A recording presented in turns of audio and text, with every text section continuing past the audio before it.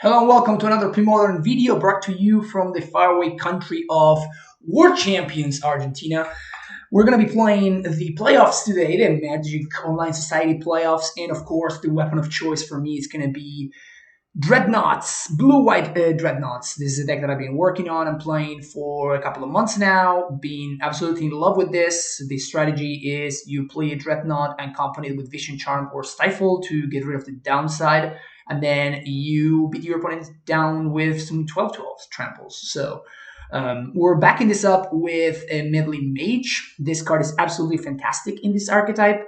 This is just kind of bonkers because you can name your opponent's answers, right? Since your whole game plan is to play Dreadnought unprotected, we are doing so with Counterspell, Daces, Foils, and then Vision Charm is also a way to protect your Dreadnought from removal as well. And Meddling Mage, what it does is it comes down and it names your opponent's most likely removal spell. So at that point, your counter spells only need to counter very, very specific cards because the other ones don't matter. Like, they can't cast them, right? Like if you're playing against, I don't know, like a blue-white deck, you play a mage on Swords to Plowshares. Now your opponent's answers are basically 2 Seal of Cleansings and like 2 Wraths of Gods or something like that, which means that your counter magic is a lot less taxed.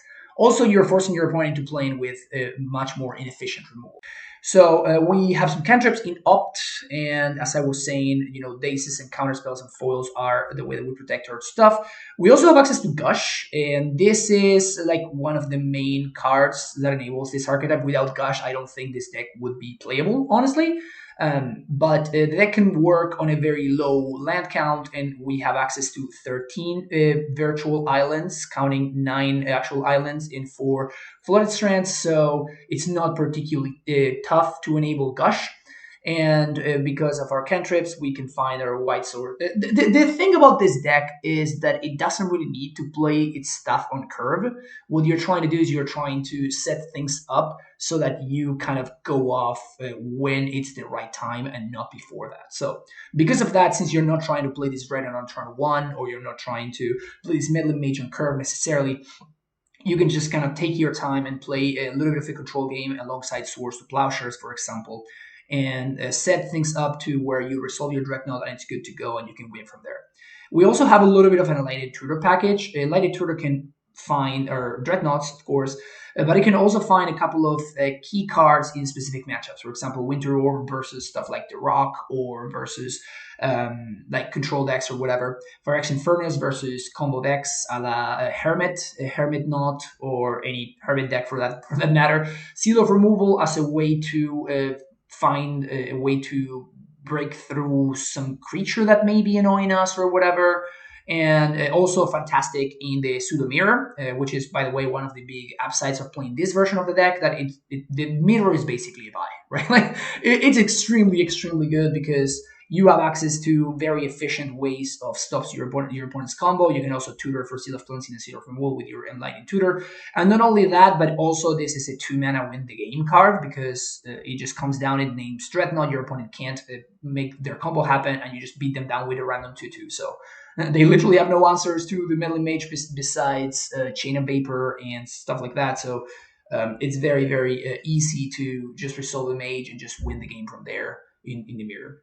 So that is kind of what we're doing in the main deck. In the cyber, we have some extra cards for the Enlightened Tutor package. So we have Seal of Cleansing, Secret Protection Red, an extra copy of Winter Orb, 1 copy of Null Rod, 1 TMOS Crypt, and 2 Curse Totem. Obviously, each one of these cards has very specific matchups that it's aimed towards. And use the second Winter Orb, for example, it's because I really want to naturally find Winter Orb in the grinding matchups, or like the long matchups, I guess, like Astral Drift or whatever. And then like Curse Totem is specifically there for elves, but it actually works in a variety of random matchups as well. Like, for example, against stuff like Devourer, they literally cannot win with a Curse Totem in play. The same is true for other decks of this style. TMOS Crypt against the combo decks, of course, and New World also, Secret Protection. Like, all of these cards are very specific. Swords to Plowshares, full playset because this card is bonkers in certain matchups. An extra copy of Counterspell is there mostly against the combo decks, because sometimes you just want to be cutting your Swords to Plowshares or your Seal of Removal, cleansing, and whatnot. And in those matchups, you find yourself where you don't really have any cards that you want to bring it in. So Counterspell is just sort of a catch-all that I can bring in matchups where I have too many cards to side out and not enough cards to bring in. Hydroblast and Blue Elemental Blast are very self-explanatory, and Anno as well. This is a fantastic card in this format. And yeah, 1 mana to counter artifact and enchantment. It's a really, really big deal. We're going to be playing in these playoffs then in the Magic Online Society. If you would like to join the Magic Online Society leagues, you can find all the information in the description of the video down below. And if you would like to support my content, you can do the same by using the services of Mana Traders and TCG Player. You can find the links in the description down below. Particularly if you're interested in joining the league, you can get Mana Traders, get 10% off on the first 2 months while you're at it with the code that you will find in the link as well. And we can also support the stream, the video, the channel with either donations, with coaching, and Patreon, of course, Patreon. So those are the ways that we can hopefully enjoy some pretty nice pre-modern content, or of course some modern content as well. If you're enjoying it, make sure you hit the like, subscribe as well, and I will see you for round number 1. Alright, round 1 of the playoffs. So this hand, if I find any land, is going to be great. Because if it's a Plains, I can just start dropping some Meddling Mages. And I have Swords of Plowshares. And if I find an island, I can just start gushing. So I think I'm going to keep this hand. It's a little bit on the greedy side. Because I really need to find a land. Otherwise, I just can't function. But I think that it's strong enough to be worth it. And now that I have a second Vision Charm, basically if I can use the Stifle on literally anything, I will. Okay, so my opponent just plays it Plains and passes it back. Darker Wastes is a fantastic draw. Double basic Plains is weird. I think I'm just gonna name Swords of Plowshares here. Just go with Meddling Mage, name Swords of Plowshares. And the second Mage is going to clean things up. Because this could be Parfait, this could be White Winnie, this could be like a variety of different archetypes. And Lightning Tutor for Lightning Rift. Okay, so there you go. Well, that's very bad for me. So now what? I can attempt to like stifle stuff, but I don't think that's gonna work out for me too well. So do I want to throw out there this other Meddling Mage? I can otherwise just hold on to Stifle. I don't think that's a good exchange though, so I'm just gonna name Lightning Rift. Force my opponent to cycle one thing if they want to kill one of my dudes, and then we can take it from there. But I'm gonna need to find my Seal of Cleansing. My opponent played it well by just playing some Plains and not putting a red source into play. It was a good bluff. Okay, so down goes one of the mages, and with them killing that one, I imagine that they have Swords of Plowshares in hand. Battlefield Forge. That's the worst land that I could have drawn. That's rough. I can still find a Dreadnought though. I can still find a Dreadnought here. Okay, so they just play land and pass it back. That's a tutor. Alright. I'm assuming my opponent's got Swords to Plowshares. Cycle Eternal Dragon. Do I stifle this? Probably not. I'm assuming that there's at least one Swords to Plowshares in my opponent's hand, but I think I'm gonna go for tutor for Dreadnought. And I'm gonna try to end the game like that. I don't see an Astral Slide, so that's good. So here's tutor for Dreadnought. Great choice on basics from my opponent, and also everything is old frame. Respect. Let's get a Dreadnought. It's kind of rough because I would like to be able to do some other stuff here, but maybe I'm a little bit too hasty. And let's stifle. So if they have 2 Swords to Plowshares, I'm gonna be in trouble. But if they only have the 1, should be okay. Decree of Justice. Don't care too much about that one. Make 2 1/1s. They're gonna shock me. They are. Okay. Source of Plowshares. Phase it out. They could have another STP, but that's fine. Like, we can still find another Dreadnought. Alright, so it looks like we're gonna get to untap, which is good for me. Cycle Forgotten Cave. Okay. Take 2. We're still winning this race. We untap, draw Darker Wastes. That's not the land that I was hoping for, but it's okay. Same for 12. Down to 4 they go.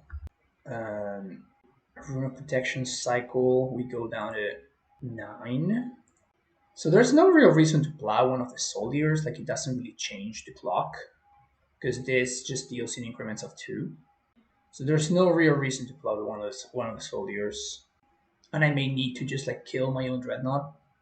A little bit hurt by my mana base here. I have not found any of my 12 remaining lands / fetches.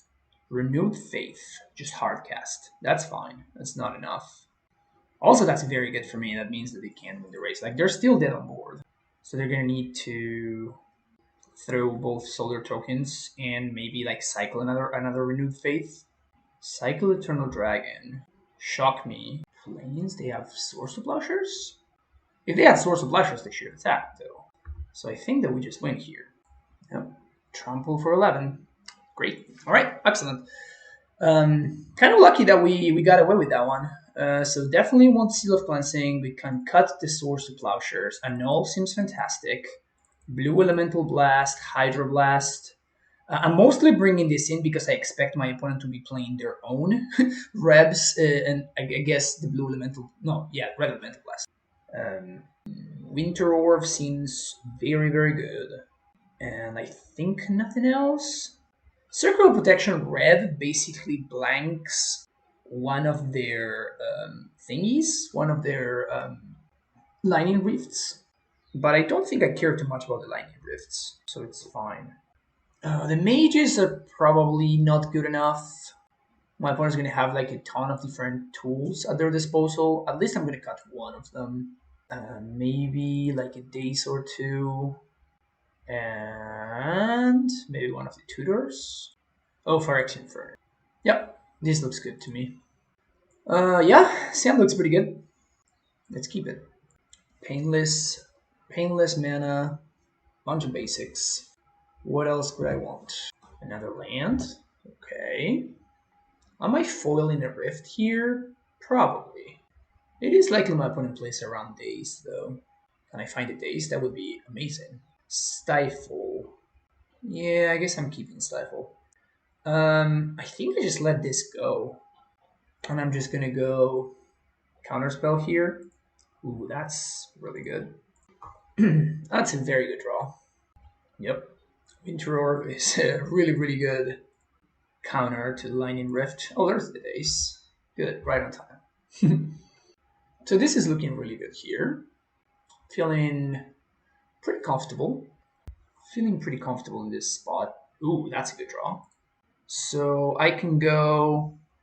Yeah, I'm just gonna go for it. Let's go Dreadnought into Stifle. Oh, we have Counterspell and Daze backup. And my opponent's mana is pretty limited here because of the Winter Orb. And like I just have triple protection here because the Daze forces my opponent to tap the mana, and then it gives me the land that I'm missing for foil. So this is just like the perfect hand. This could be literally anything because it's something that I'm going to pitch to foil, but I can just go Counterspell, whatever the first answer, Daze the second answer, make them pay, which is a really big cost because of the Winter Orb, and then I can just foil. So I kind of feel like I have most everything covered here. My opponent's going to need a lot to get out of this. Like triple Source of Plowshares. Triple Source of Plowshares would do it, I guess. Winter Orb doing work, like it often does. Okay, so let's untap one of my basic islands. Draw Flooded Strand. That's fine, because I can just bitch this now, which is good. 12, yeah. Also, my opponent missed the land drop, which is pretty good. Pass the turn. Every time I've cast a Winter Orb in this deck, it has been absolutely backbreaking. I love this card. Seal of Cleansing. I am going to Daze. So if their last card in hand is exactly Swords to Plowshares, we lose. I guess it could be rather Mental Blast too. Yeah. Okay. Okay. So we keep playing then. This is wrong. My opponent should have just done this already, or do it right now. Yeah, now they gave me the out of drawing a way to protect. Like, yeah, now I can just protect this thing. My opponent should have just like done it in the moment. Just give me, or like on my upkeep. But I think that was like a pretty costly misstep right there. Opponent can still, have another disenchant. Like I have no longer ways to protect this, but yeah, that was a rough misstep from my opponent right there. And they have been playing really, really well until there. That was like it's one of those things, and that's one of the strengths of the Dreadnought deck, right? Like it's kind of tough to play against, and like even a single mistake like that one can end up swinging an entire game if you are as lucky as I am. But to be fair, like if that had happened, like I had still the Lightning Tutor in hand, so I could have comboed again in the following turn, so it wasn't still the end of the world. It just ended the game a little bit quicker. All right, we'll see you for the next round. All right, baby, playing against Cyberpunker here for the round 2 of these beautiful, beautiful. What's his name? What is this? Oh, the playoffs. That's right. This hand is kind of a banger. I'm going to assume that he's playing just the blue-red Survival Madness deck, because that is what he plays. So I'm gonna let the careful study resolve. Sure, maybe he puts a bunch of Root Wallas into play, but like it's not really that much of an issue anyway. Discarding Gush. All right. But yeah, I think I'd rather just save this foil for something a little bit more relevant. Is there anything that I'm foiling? I guess it would be specifically Survival. So if he plays Survival, what do? I foil pitching. There's nothing I'm foiling, right? If he plays Survival, I just play through it. So I'm not gonna plow these Basking Rootwalla. Like I'm gonna save the plow for Wild Mongrel or whatnot. So yeah. So we're just gonna be opting here, nice and easy, looking for another island probably. I do have to watch out for Wasteland because that's kind of what he does, right? Do we want another opt? I guess I'm gonna have the time, so I might as well just keep the opt. Would love to find exactly just any basic. Yeah, let's just play this, and I think I'm just passing the turn. I'm gonna save this opt. I'm kind of looking for another island so I can get Gush going, but like it's not really that big of a deal. I have time. Here he attacks with Rootwalla, and I feel like if he has Survival, I just kind of let it go. I could have played Meddling Mage there, naming Survival, but the issue is that I get caught by Daze if I do that. Please be a Mongrel. If this is a Mongrel, I'm extremely happy about this. If this is Survival, not so much. I can still beat the Survival though. There's the Survival, which is fine. Like, it's not great, but it's okay. So here we opt. Counterspell, I don't think I want. E-Tutor. So I can go get Seal of Cleansing. And if he has foil, I'm in trouble. Okay, yeah, that seems fine. So I'm just gonna tutor for Seal of Cleansing here. Maybe he dazes, which if he dazes, I'm kind of okay with that. But if he dazes here, then he can't daze the Seal of Cleansing. So that puts me in fine shape. Boom. Seal of Cleansing. So now we're gonna untap, play my land, play the Seal. He can foil. He's just gonna daze. Oh, Gush. Okay, that's fine. Probably Gush into foil. If he gushes into foil, that's kind of okay though. Okay, now we're just gonna load that up. Oh, I should have waited because he's been playing Stifle, so I should have waited. It was free for me to do that. But now he's a little bit behind, right? Also, I know for a fact that he doesn't have foil in hand, which is good for me. He may have Daze, but he definitely does not have foil. And now if I get to untap, I get to play Meddling Mage, and I'm going to be in good shape. That's a Mongrel, which I'm just going to plow.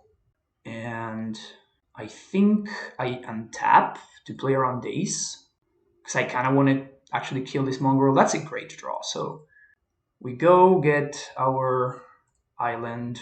Now Gush is online. Now I play... let's lead on Source of Plowshares. See if he does have the foil. He does not. Now I Meddling Mage. And I think I named Survival. Survival of the Fittest. Yeah. Alternatively, I could name instead of Survival Wild Mongrel, but I think Survival is going to be more important. And now next turn, I'm just going to float some mana, start gushing. Here we're going to take 3. It's fine. Whatever.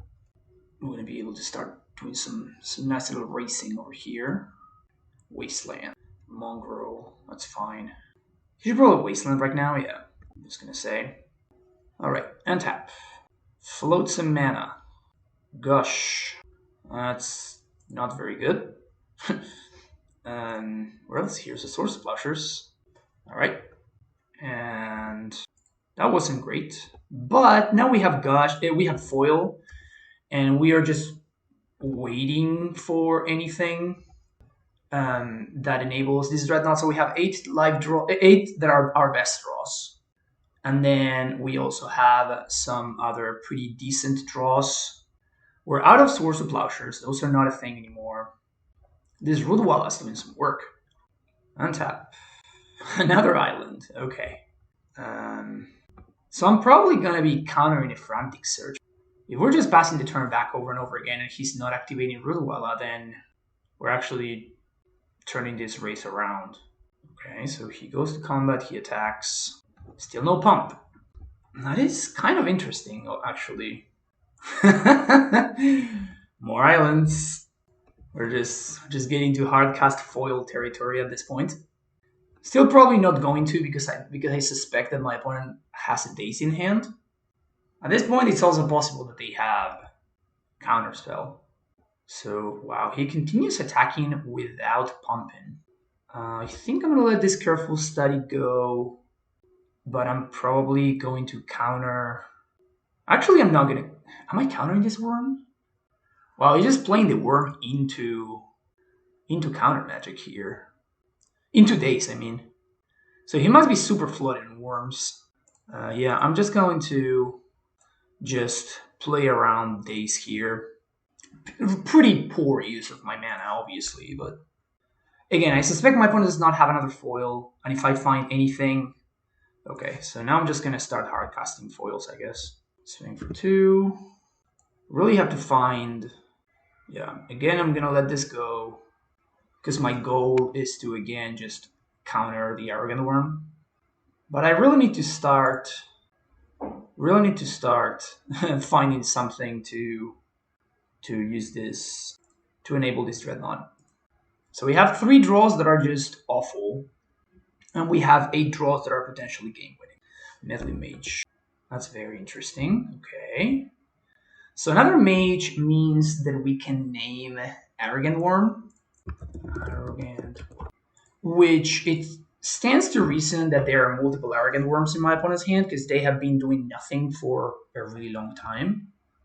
Also, now the Rudwalla can't attack anymore. Yep. So now we're just playing a little bit of the waiting game. The issue is now that if I find an enabler for this Dreadnought, I can't actually do anything about it. Like, I just have to chill. Because my opponent has a bunch of cards in hand. Frantic Search. Yep. So now he can have multiple... Oh, just double squeeze. That's fine. Okay, tap. He'll squeeze back. And I'm holding this at Darker Wastes, basically because I have no use for the extra white mana. And if I draw another foil, I may want to just pitch this at Darker Wastes to the foil. So Wild Mongrel would be a problem. And everything else, I guess I don't care that much about. That's funny. Yep, just play another one of these bad boys. Now this is going to name Wild Mongrel. So my opponent kind of has to counter this. I'm just going to hard cast foil. Alright, this means I get to swing in for 4, which is nice. So it gets back Squee. That was their draw for turn, otherwise they would have played Forest last turn. Waterfront Bouncer is kind of a beating. I am also out of Swords to Plowshares, so I need right on time. Yeah, that's what. Yeah, that's the one of Water from Bouncer, and my opponent finding it is really bad for me. So now I'm gonna need to find, I guess, two Stifles. Gilded Drake. So what does this Drake do? So Drake comes down, it steals my Meddling Mage, whichever one, doesn't matter. And then they bounce it back to hand. Yeah, this is fine. I'm gonna foil this. Man, just not having found like Gushes, not having found like my enablers for Dreadnought in 13 turns. I've not seen a single. Okay, so they foil back. They still have a Squee in hand. Now they're gonna start stealing my stuff. And I'm just probably gonna get raised here. Main the Gilded Drake. This is new. It makes sense, right? Like Dreadnought is very, very popular in the metagame right now. Steal both of them. Okay. Oh yeah, I'm definitely trading here. Most definitely trading here. Okay, pump. I go to the graveyard. One card in hand for my opponent. And if I draw Stifle into... Okay, now I lose. I'm pretty sure that I lose now. So basically what I need to draw is like Gush into double...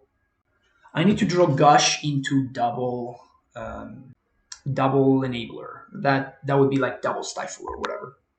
Or like Stifle into the other thing. This is a 2-turn clock. But if I find Gush into double thingy, I may win. Gush, that's a Stifle. So this gives me 1 turn, meaning that I can draw exactly the same thing I just mentioned again. Because now I'm forcing my opponent to Water from Bouncer my Dreadnought.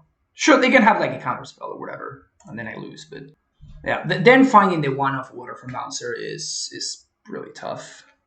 So now I go to 1. And I guess I'm just dead now, because they just attack around the Dreadnought anyway, even if I get to deploy it again. Man, the 1-off Bouncer. Okay, so if I had found Gush, I would have actually won, which is kind of sick. Alright, game 2. Swords to Plowshares, please, and thank you. I've been actually thinking about bringing Curse Totem in this matchup. I'm not super sure about this, but there's definitely an argument for that. Lightning Tutor is a little bit medium. Daze is great on the play, may cut 1 or 2 on the draw. Meddling Mage is great, Foil is great, Gush is great, can never have too many Gushes. So the reason for bringing in a Curse Totem is because Curse Totem can blank Water from Bouncer, which is one of their best cards against me. The issue is that it's just one more target for their naturalizes. It's probably still worth bringing in. It also stops Wild Mongrel, which is neat. And then I can just cut the Enlightening Tutors. And what? I think Silver Mole is fine. I mean, it's not like super great, but maybe it just sucks. I have Swords to Plowshares now. 1-off, Fun-off, Seal-off Cleansing, and 1-off, Fun-off, Phyrexian Furnace. Yeah, this seems fine. Alright, yeah, this looks fine. We got Gushes, we got Daces. Not super high on the 1-off Seal of Cleansing, but again, like this is what the 1-off is for, right?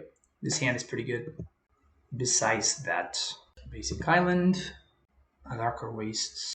Yeah, actually I'm just gonna play my Seal of Cleansing here. If my opponent wants to Daze, that's kind of fine. Don't really care, because they will only Daze if they have Survival. So this is only bad if they play like a Water for Bounce in here and I have to Daze it and then they Daze back. But this makes Survival into a non-issue, which is nice. Unless they have like Naturalize, but if they're using Naturalize on my Seal of Cleansing, that seems like a good deal for me. I'm just gonna chill here. My opponent wants to Naturalize this, that's fine. But I'm gonna need, like I'm not gonna just randomly Gush here. Careful Study, that's fine. Island Squee. Okay, that's not the best Careful Study I've ever seen. Discarding Island means... So here we chill. Another Gush. Okay, well now that I'm a little bit Gush flooded. Nice, nice, nice, nice. So... Meddling Mage. And I'm gonna name Wild Mongrel, I think. Because even if my opponent has Waterfront Bouncer, I can just plow it, so it's not a big deal. So Wild Mongrel. The other argument would be Arrogant Worm. Careful Study or Frantic Search are also pretty decent options. But Survival doesn't really matter. Waterfront Bouncer also doesn't really matter. Survival. Sure. I'm gonna wait until I untap, and then I'm gonna Seal of Cleansing. We still have a clean attack here. That's not a great draw. I have Gushes though, so it's not that big of a deal. So assume with Mongrel, pass with Mongrel with Millie Mage. Opponent's going to Survival here, so I'm gonna let them find whatever it is they're gonna find. Phyrexian Dreadnought. Huh? They're finding their own Dreadnought? I mean, I still have to blow up the Survival, right? So if they want to Stifle, I can just taste the Stifle. So now the Survival's gone. If they have another Stifle, they can play a Dreadnought, but I can just plow it, so it's not that big of a deal. There's a Dreadnought, and there's a Stifle. Okay. So let's untap. Opt. Actually, I think I want to Gush first. Play my land. Gush. Let's see what we'd find. Bunch of nothing. Okay, Opt. Let's see if we can find anything. Another Dreadnought. No thank you. Dace. One is gonna gain a bunch of life here. And I want to do this while I have the 1 mana floating to play around my opponent doing stuff. They foil. I foil back. Oh, I should have discarded an island. That was my bad. They have Wasteland. They can't have another foil. They just don't have enough cards to discard. So they're just gonna gain 12. Casually up to 28 life. Down to 2 cards in hand, plus a Squee in the graveyard. And Meddling Mage on Wild Mongrel, still hitting there. Still doing its thing. And I've been really struggling to find enablers for this Dreadnought. Waterfront Bouncer is kind of brutal. Particularly with the Squee in hand. Vision Charm. I can't really use that yet. So I just have to sit here for a little bit. Okay, opponent plays a land, passes the turn, still have Squee in hand. Let's see what we find. Upkeep. Okay, I'm okay with that. Phyrexian Furnace. Not a bad draw. So this is going to slow down the engine. This is going to slow down the engine, which is nice. So this gets rid of Squee. And now I'm going to Meddling Mage. So now they don't have infinite cards for the Waterfront Bouncer. So let's name Wild Mongrel here. And hopefully I don't get punished by the Flooded Strand, right? Discarding the Flooded Strand was actually a pretty bad mistake. I should have just fetched for my white source from my basic planes. Another Darker Wastes, that's fine. So we're going to attack, I guess? Yeah. So if my opponent wants to play an Arrogant Worm, they're going to need to bounce my dude anyway, so... Play other Darker Wastes. Play another Meddling Mage. Do I just name Wild Mongrel again? I'm just going to name Arrogant Worm and pass it back. No bounce. Careful Study is fine.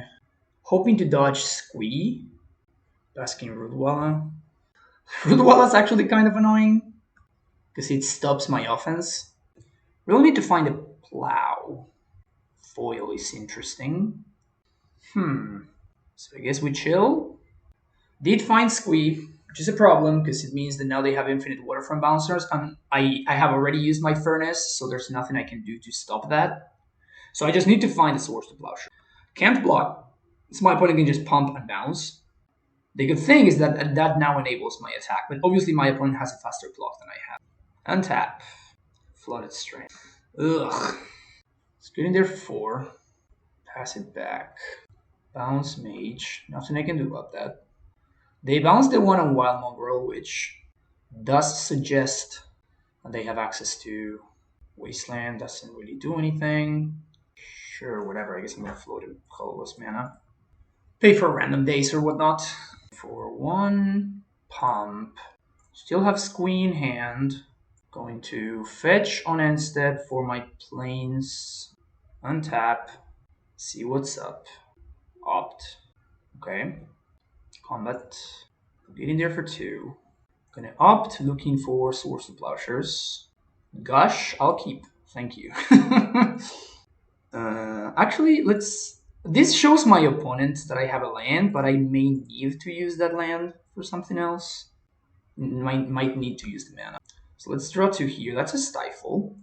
So let's play Meddling Mage here. And we're gonna name... I think I just named Wild Mongrel once again. I'm just gonna pass it. We can Stifle this. Opponent's 6. That's fine. Okay, so let's discard Daze and Basic. This Waterford Bouncer is doing some serious work. We will only use the single Source to Plowshares. If I find one more Stifle, I'm gonna be in fine shape. It's not a good draw. So swing for 2. Play my Mage. Once again, Wild Mongrel. Actually, I'm gonna name Basket Rootwalla here. So my opponent can't actually get a free Rootwalla from this. That's fine. I'm gonna go down to 2, which is pretty scary, but attack and pump. Down to 2 we go. Play land, still have Squee in hand. Dreadnought. So if their hand is Enabler plus Counterspell, yeah, I think we just let this go, and I need to take the 2-for-1 here.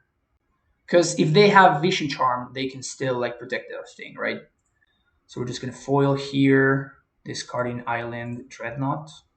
My opponent will need to have their own foil, otherwise Dreadnought's just gonna die, which it does. And now, Source of Plowshares, Vision Charm. Okay, so do I have enough? I think I cannot beat Daze. So what I'm gonna do here is I'm gonna play Dreadnought, Vision Charm it. Opponent's gonna go ahead and Waterfront Bouncer. In response, I Vision Charm again. That is 3 mana plus 2.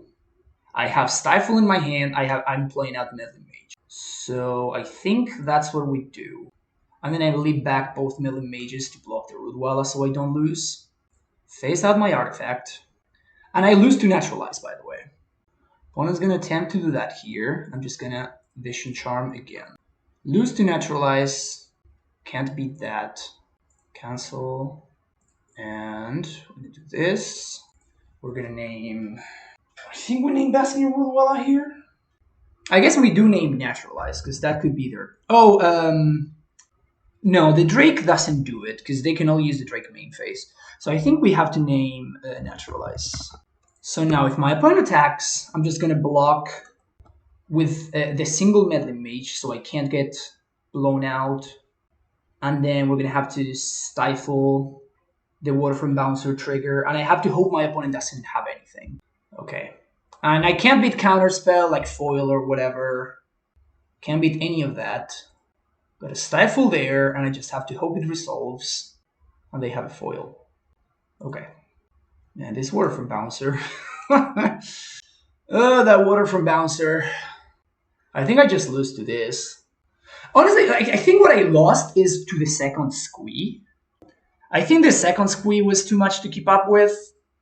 I mean, obviously, like the card that was the game winner was the Waterfront Bouncer itself, but the Squee basically allowing my opponent to have like infinite Waterfront Bouncer activations. It kind of was too much to keep up with. And at this point, I'm again in a situation where I need to find Gush into like Source of Plowshares plus something else. Like I can't just have a single card. I need to Gush into Dreadnought Enabler plus Source to Plowshares to get rid of Waterfront Monster, or 2 Dreadnought Enablers or something like that. So at this point, I'm just too far behind. And what a card! What a card that Waterfront Bouncer is. Gush. Opt. Opt doesn't do it. I guess unless I opt into Gush, I guess. That's not it. And that's also not it. All right. Good job, Mr. Cyberpunker. So far, as I've played this deck, my only 2 losses have been to Cyberpunker. And all of my losses have been to the card Waterfront Bouncer. All right. GG's, sir. Well played. All right. So we only got up to the, I think, quarterfinals. All right. I don't know what that was. But that was cool. That was a great match. I have been having really a great record with this deck, but the two losses that I had were specifically to Cyberpunker playing playing Madness. So that those waterfront bounces really did me did me good. So um, I don't think there's too much that I want to change about that. After having played that matchup a couple of times, I'm kind of starting to feel that the cursed totems should just come in straight up because their game plan seems very based around that. Like it feels like it's gonna be a lot harder for them to win without a Waterfront Bouncer specifically in play, and just having extra answers to my opponent's main game plan feels pretty good. Also against Cyberpunkers specifically with their cyber plan where they actually bring in stifles and vision charms and dreadnoughts, it makes me want to reevaluate my cyberlink. I personally don't agree with that game plan. I think that my opponent would be better off just not needing to line up a dreadnought since I have so many good answers to it between Sorcerer Pleasure seals and all that stuff. So at that point, I wonder if my opponent would be better off just keeping their like arrogant worms and like wild mongrels and just trying to go for play any random beaters and like start beating down and take it from there. But um, yeah, it's definitely an interesting deck. I'm still really high on it. I think this is my favorite version of this deck. I don't like to say that it's the best version or anything like that, but it's definitely the one that I've been the most impressed by because you can just pivot, right? Like you can just pivot like no other version. Like the Mono Blue Dreadnought deck cannot pivot. It has one game plan and one game plan only. While this one can kind of go back and forth and you can try to force a meddling mage, and then if that game plan doesn't work, then you pivot to like Dreadnought, and like you have so much flexibility while cyberling because you have access to the white cards, and the white cards can give you, if your opponent resolves a survival, for example, you can just like get rid of it, right? It's not like that big deal. Whereas the mono blue Dreadnought deck is just like if your opponent managed to sneak in a survival through your counter magic, that's it. Like that survival's staying there for the remainder of the game. So you're gonna have to manage to beat that survival, and forcing a Dreadnought when your opponent can go tutor for Octavia Orangutan or like what's the name of the other guy, Nantuko, whatever. And when they can just tutor for answers to your cards, like it makes it a lot harder to actually um, make sure that you can close the game. So this deck feels like it's a lot better at playing the longer game, but you are missing out on like, and we saw it in this specific league, right? Like in that last that first game versus versus Cyberpunker. If I had found an enabler in the first like 13 turns, I feel like I would have been in okay shape, but it just took me way too long because just don't have enough cantrips. That's what we're giving up, right? Like instead of cantrips, I have access to Swords to Plowshares and like all of these like tutor package, right? So if I just cut all of this, which by the way, it's another potential avenue for the deck to go, right? Like I don't need to be playing the main deck Winter or running Furnace and Sealer Mobile and stuff. I could just be playing 8 cantrips here. The problem I have is that the cantrips just suck. Like I'm not high on Portent.